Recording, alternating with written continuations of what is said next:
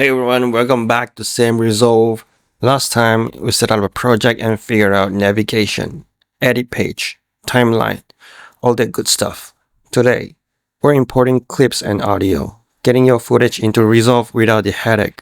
Let's dive in. Head to the media tab down here. It's your stash spot. This is where you grab your clips and audio, no stress. Got some footage?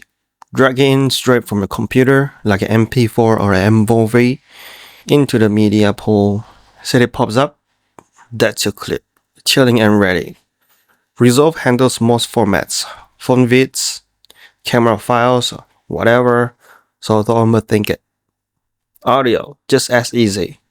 Snag an MP3 or a WAV file, maybe some music or a voiceover, and drop it in. It will sync next to video clips in the media pool, all cozy. Now, let's get them working together. Go to the edit page, grab your clips to the timeline.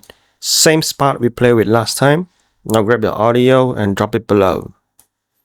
Now for some cameras, you might have multiple audio channels, but that's okay. We can use it or we don't. We can zoom in here and see. You can pull on these lines to adjust the view, and we can see the waveform right here. They are, as you can see, there's audio on this channel, and some are just extras. You can delete them just by clicking Alt. By clicking Alt, you can like single select tracks, and we can just highlight them and press backspace. Press Alt. Highlight them, backspace, and then we can rearrange this one, put it right here.